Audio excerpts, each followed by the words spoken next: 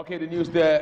My name is Iharata. The program is This Morning on ITV. It's now time for us to look at aviation and discuss aviation and go through what's happening in the aviation industry. We've got our own aviation freak, Mr. Godwin N.E.K., who have been around all this while here, insisting that we just need to know that what we always tell you most times when you want to follow him, his contact will soon be on the screen for you to actually take. You can even take a snapshot of the contact when they come on the screen so that you can follow through and see if you can interface with him on aviation matters, even on some other issues anyway, but not on the kind of issues of some guys just tell you, okay, guy, come and give me money and come and give me stuff here. But somehow you can follow him through here. And this morning we'll be looking at so much within the aviation industry. A very wonderful morning, sir. Hi, good morning. How are you, sir? I'm very fine, sir. Wonderful. Wonderful, sir. How was the weekend? Oh, great, as always. Right. We thank God very much for the weekend here. But before we quickly start, I know I will ask you this, and it happened. I know there are so much reactions coming out. It's from Saturday afternoon here when Governor Awamako touched down in Sokoto, and the plane was still on taxi, and the airport runway everywhere. We are flooded by party supporters chanting, singing, and dancing, and we saw several Okada men even on the runway and everything like on the taxi. And the question we'll be asking you is that supposed to be? I thought that was the most irresponsible thing that anybody could ever do or have done in aviation. It's unacceptable, totally unacceptable, very dangerous, by the way. I tell you what, those who were fired up behind the airplane, the pilot probably out of experience just knew the grave danger those that poured both ahead of the airplane and behind were in. Had he put on just a little power to taxi a little faster, he probably would have pushed people behind to their death. Now, the force of an average jet engine, when it's in full blast, can catapult a 30-ton trailer fully loaded. If you park a 30-ton trailer fully loaded behind a jet engine and you put a full takeoff blast, it will catapult that trailer out of the way. That's how awesome. What about even the fire, the heat? Well, that push will kill any human being. And then for those in front, with such power on, those engines can suck in human beings, lift you off the ground and suck you in. Yes, that was grave danger of those individuals who were ahead and behind the airplane. But the pilot probably, knowing fully well, could have been. Now, this is part of what we've been talking about, that a whole lot of more investment should be made to ensure that we have serious perimeter fencing, or that's impossible for anyone to scale through, and impossible for cows to crisscross and get across the wrong way to bushes, like I saw once in Abuja airport here. Just quite a whole lot of things that we can have done. And what's sad about it is that money is not the problem. We're just not casting our minds and addressing ourselves to real issues. We'll come to that quickly. Let's check what we're doing this morning. What do we have this morning? It's part 2 of Lest We Forget. Okay. It's part 2. You finished part 1 last time. Did we finish? No, we did up to clip 13. We're going to be repeating clip 13 as our first clip today, and then take it through to 21. I hope we'll find time to finish, okay. And then we'll see. Can you give us just a brief, a brief 2 minutes refresher course here, and then we use the word. Oh well, just a brief rush. Yes, that's right. We actually started with the final demise of Nigeria, Nigeria Airways, and we talked about during its final days, Nigeria Airways defied all investment and restructuring options tried by government. That's true. Right, and then the options included that in 1993. Privatization was considered. This produced 2 companies, Nigeria Airways operating domestic routes, and then Air Nigeria operating in international routes. All right. Then after mutual banning of operations between Nigeria and United Kingdom in 1997, Nigeria Airways in 1998 went into code-sharing agreement. You remember, with British Airways, I explained to you. Very correctly. Yeah, about code-sharing. I mean, they can use the same ticket. That's why two airplanes either can carry, and then they publish, their codes, on the same display panel, and then anyone that you find available with your ticket, you board and be on your way. And so in 1999, the International Finance Corporation, IFC, was engaged by government to assist with privatization and restructuring of Nigeria Airways. And then by the year 2000, a fleet of 32 aircraft in 1984 had gradually reduced to just 3 aircraft. Very irresponsible. And then remember, what we're trying to say is, lest we forget, all those things that went wrong must never happen with Nigeria Air. That's all we are talking about And in 2001, the IFC withdrew from its advisory role, citing the company's and government's unwillingness to carry out necessary measures to attract investors. You see, the IFC just bolted away and said, listen, these individuals we are working with are just not willing to do what's right. And so what killed Nigeria Airways was not because aviation was not a profitable business, or because Nigeria Airways didn't have all the infrastructure or the airplanes to make success, but those that were managing and the government in place at the time were both unwilling to do what's right. Okay, let's quickly come back to clip 13. Clip 13 now. Let's go to clip 13 very quickly so that we can hit the ground. That's clip 13. Here we go. The demise of Nigeria Airways continues. In February 2001, a joint venture was struck between South African Airways and Nigeria Airways. By March 2002, South African Airways unilaterally terminated the deal, citing decline in passenger numbers and a deficit of $4,900,000 in May 2003, Nigeria Airways had only one serviceable Boeing 737-200 aircraft left. Can you believe that? Very sad. Just very, one. Very sad. Out of almost over 30 airplanes. Number of carried passengers had dropped from 2.1 million in 1985 to just 10,000 in the first quarter of 2003. Look at that. In spite of government injecting over $200 million in the last decade, the airplane still owed well over $528 million. Mounting debt, isn't it? Nigeria Airways ceased operations in 2003 and was liquidated in 2004. The awesome pride of Nigeria died, but its spirit lives on. That's why we're discussing Nigeria Air today. Now, an agreement with Virgin Atlantic Airways produced Virgin Nigeria. This also died. And died quickly. Auric Air took over ground facilities. She's also mortally sick, and may God help her. All right. Let's go to clip 14, quickly, clip 14. Right, clip 14. Lessons from Nigeria Airways operations and demise. Here are the lessons that those that are going to be managing Nigeria Air will only say to you, beware.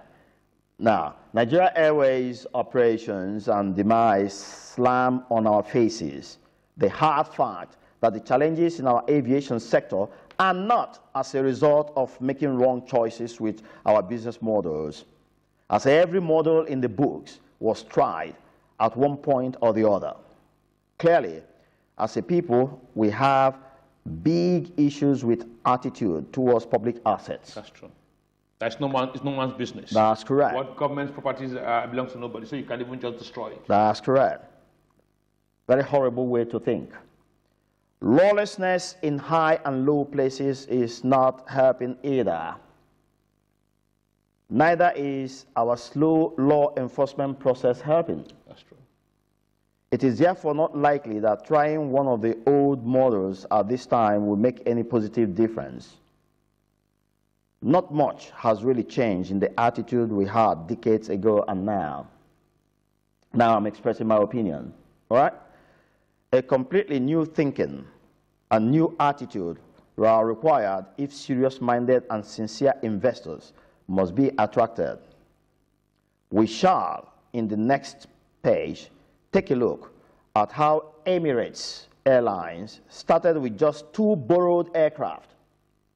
This awesome Emirates that has them in hundreds. The darling of aviation. The astronaut, as everyone does here. And they're cruising. Here we go. So in the next, we're going to take a look at how Emirates Airlines started with just 2 borrowed aircraft, and in just 2 decades, conquered the aviation world. This page 14 is purely my assessment and my opinion. I take responsibility. You have a right to opinion it? Yes, I take responsibility. So as we get ready for... Do we have clip 15? Yes, no. We're moving on. Clip 15 quickly. Yeah, 15. Let's look at this profile. Awesome airline, the profile of this awesome. I'm just going to give just summaries about this awesome we airline. Can learn as a nation. That's we can learn as a nation. Thank you very much. Now, profile of Emirates Group. Here's what's known about the Emirates Group. A, it's a wholly government-owned corporation. B, its business focus is aviation. C, it was founded in Dubai in 1985. Its founder is Sheikh Ahmed bin Saeed Al Maktoum. Headquarters, Dubai International Airport, Gahood, Dubai, United Arab Emirates, UAE. The airline currently serves 61 countries. They've since expanded that. This was as of 2012. Correct. All right? They've since conquered the entire world with their fleet of flights. Major drivers are Sheikh Ahmed bin Saeed Al Maktoum as chairman and CEO, then Tim Clark as president. Major products include passenger flights, Emirates, B, air cargo, Emirates Sky Cargo, aviation services, Denata. And then revenue, 67.4 billion dinar. Okay. All right, as at 2011 to 2012, equivalent is 18.3 billion US dollars. And here we are. We started with, is it 2 or 3 I mentioned to you? 2 borrowed fleets. 2 borrowed aircraft. Borrowed aircraft. So that is going to bring us to what I plan to take on next week, which is aircraft leasing.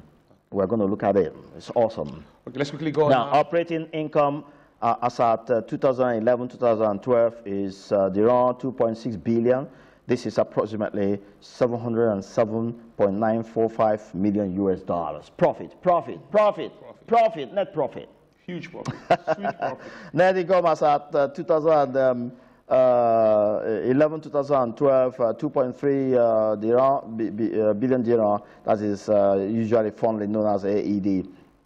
This is approximately 625.965 million US dollars. Clip 16 is a short one. Let's get there quickly. Clip 16. Profile of Emirates Group continues. That's one of their awesome Airbus models. From the engine, I know that this is Airbus. All right. All right. So total assets as of 2011-2012, AED 84.2 billion. This is equivalent to 22.926 billion US dollars. That is assets. The assets that they had as of 2011-2012. Now this is tripled or quadrupled by now, because they placed order for some hundreds of A380. And the employees? Number of employees as at that 84,153 persons from 160 nationalities. Can you beat that? Can you beat that? I mean, I am pained that we behave the way we do in this part of the world, but I hope change will come soon. Clip 17, very quickly, please. We'll get out of this. 17 here, profile of Kenya Airways, just the pride of Africa. I mean, always seen written on the body of the plane. Here's the profile of Kenya Airways. Founded 22nd January 1977. Sorry. This is about 40 years ago. They are about 41 now. About 41 years ago. Okay.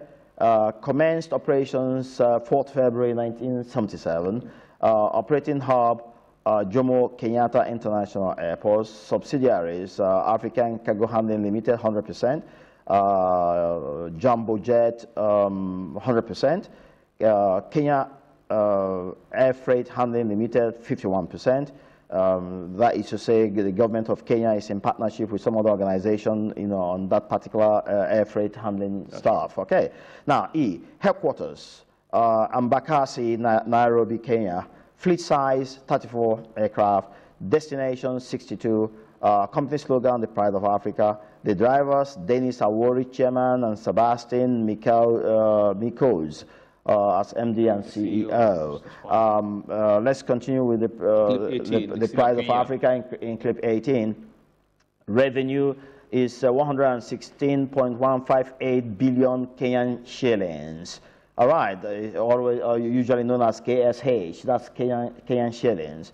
As at 2016, this is equivalent to 1.127 billion US dollars. Operating income, 4.093 billion Kenyan shillings. This is equivalent to US dollars 39.719 million US dollars. Net income is 3.479. This was as of 2016. They've done much better, by today. Net income is 3.479 billion Kenyan shillings. This is equivalent to 33.760 million US dollars. Profit, 26.099 billion Kenyan shillings. This is equivalent to 253.266 million US dollars.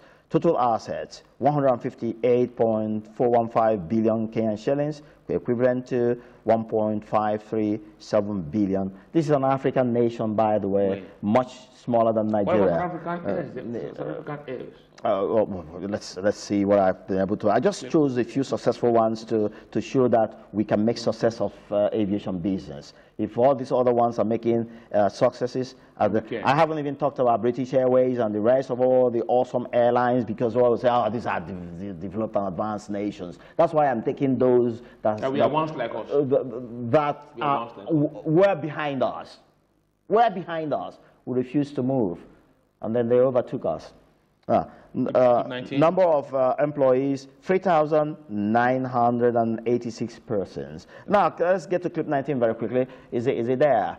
Clip 19 very quickly. Clip 19, if it's the profile of Ethiopian Airlines, the new spirit of Africa. The other one is the pride of Africa. This is the new spirit of Africa. I'm already thinking what I'm going to recommend for as slogan for Nigeria Air.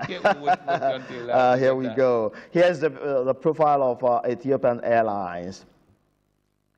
Founded 21st December 1945. Wow. Commenced operations 8th April 1946. One of the oldest airlines in Africa. Operating hub, Bole International Airport. I often hear some of these Ethiopians call that name Bole, but I like to call it the way the English would call it Bole, or French would call it Bole International Airport. Fleet size is 92 aircraft. That's much. Oh yes, they've improved on that. It's much more now. Destinations, 113 passengers.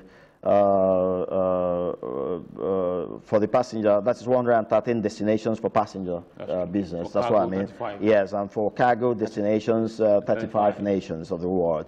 Company slogan, the new spirit of Africa, I agree. Parent company, Ethiopian government, 100%. So when we talk about government not doing business, it's government doesn't have any business in business. That's right. It's all about having a crop of very responsible individuals who have pride in Nigeria, taking charge, and then we see that government can do business successfully. Headquarters, Bole International Airport, Addis Ababa, Ethiopia. The drivers are Abadullah Gemada, board chairman, and Tuarode Bre Mariam, CEO, Kazim Geresu, CFO, and Gobena Mikel, and then Mesfin Tassiu. Now, let's move to 20 quickly. After 2021, we're done. Those are two short ones. 20 very quickly. All right. Profile of Ethiopian Airlines, the new spirit of Africa continues. Revenue as at 2015, 45, remind me the name of this Ethiopian money. I'm trying to remember that. But it's 49 it's usually fondly known as ATB billion. This is equivalent to 2.124 billion US dollars. And the net income is ATB 1.049 billion. This is equivalent to 45.002 million US dollars when you convert it to the current rate. Profit as at 2015 was ATB 2.53 billion. This is equivalent to 151.4 million US dollars. Profit at total assets as at 2012, 26.368 billion ATB. This is equivalent to 1.131 billion total equity as at 2012 ATB 2.772 billion. Can you believe this? This is equivalent to 118.919 million US dollars. Number of employees as of February 2017 was 12,703 persons. Employing 12,703 persons. They exceed that of Emirates. That's correct. But that means there will be a problem here of trying to get overloaded staffs, because Emirates they are doing very well. Maybe they are keeping their staff strength small, and this being a fully government-owned airline, they may likely see that as an avenue to employ people, and they should also watch it, because when the wage bill becomes so high, the airline will start to stall. Not the plane per se, but the airline services will start to stall. And once it stalls, then it crash like Nigerian Airways. But I want to tell you that since they're still posting profit, the figures are what matters to the accountant. But they should cut down. When you have excessively, when you employ excessively, then you start to affect. You carry more than what you can carry, and so they will have icing. And if you don't blast the ice, then all right, 21. Let's conclude with conclusion on page 21, and you see the conclusion page of 20. that. 21. 20. Have we? I thought we just. Oh, okay. Sorry, page 20. Are we done with 20? I think so. Yes. Okay. We're done with 20. 21. Yes, 21. 21. So conclusion, and that's my take. Okay. And I'm saying, distinguished ladies and gentlemen, I heartbrokenly conclude that from the information at our disposal now, it will amount to offering for sale some chunks of ice to the air skimmer. Okay. You know, they live in the midst of ice. I know. And then you pack ice and go to sell to them. It will be a big irony, isn't it? That's true. You know, so I am saying that it will amount to selling some chunk of ice of, to the air skimmer, attracting serious and honest investors to our aviation industry. You can now see the challenge that we are having at the moment, and why I am of the opinion that the going concern should be put in place. Some people are saying, oh, get investors first, get their money before we float our airline, and I am those that are saying that have no knowledge. What we can do now is have a going concern on ground and prove that we are now serious, and then investors will come. Okay. Paragraph 2 of this page 21 is saying, as we have seen, the problem is neither faulty business models nor the fact that government owned the airline solely. Those were not the problems. Okay. We, all Nigerians, in bracket, are the problem. We are the problem, Atta. That's my opinion. Okay. Go ahead. Then, as soon as our patriotic instincts are aimed and ignited, remember the story I told you about the F-117 stealth fighter bomber, American pilot that was shot down over enemy territory in Iraq during the Second Gulf War, how America deployed equipment valued at $2.3 billion US and went in there and plucked him unharmed and took him home. That is one of the ways to extract commitment and patriotism from the citizenry. And so that's what I'm proposing, that we must begin to show concern and show attention to the average Nigerian, so that they in turn will love this country and bring out their yes, I'm willing to die for the nation. So we must change. As soon as our patriotic instincts are aimed and ignited, we shall begin to do what is right in all sectors. Investors' confidence will be won, and a big investor scramble will ensue, so much that we won't have enough to go around. Those who would want a piece of the action. May God have mercy on us and bless us all. May God bless the President and his team. May God bless the Federal Republic of Nigeria. And what's more, I remain Godwin. Licenses. Okay, thank you very much, AviationFreak. AviationFreak. This is my opinion, and my dear viewers. I thought you would have said yours sincerely. yours sincerely. Yeah. Lest we forget, so that we be sure that never again shall we set up an airline and fail when others are making successes.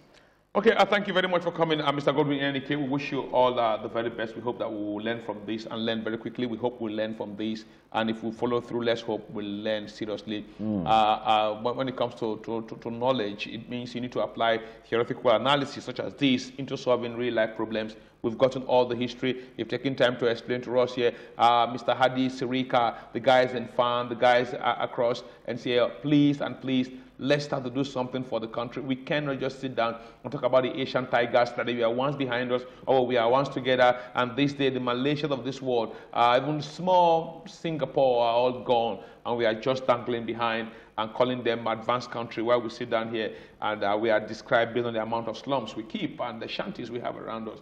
Thanks for coming, sir. And then Streak. What are we looking at? Aviation, or you want to call it aircraft leasing. Okay. So it's an option that Hadi Serika, the Honorable Minister, must take a look at. Because we can actually start with 50 or 100 aircraft leasing. Then we can look at it from the angle of higher purchase. That's what you guys get to know there, higher purchase. So we're going to see all the options available. We do not really need to put down money to start an awesome airplane business. We don't need to put down huge sums of money. We absolutely do not need. And I can bet and beat my chest. If anybody thinks I am talking nonsense, confront me with it and challenge me with it, and I'll go get you all the airplanes. All I need is government guarantee that the managers of the airline will pay. That's all. And the airplanes will be here. Somewhat. Thank you. All right. Thank you. Okay. All right. That's how we can go on to this edition of the program. We thank you for staying with us, keeping faith with us on this wet Monday morning. We hope that the rains will keep pouring in. It's good for rice. It's good for sugarcane. It's good for some other crops here. But the yams are already good now. They won't have any problem with that here. But not too good for cassava tubers that may likely start to decompose with excessive water. I'm not talking about agriculture. This is just aviation. We take a break. When we come back from the break here, we know politics is dominating not just the sky, but discourse across the country. When we return back, we will be discussing politics.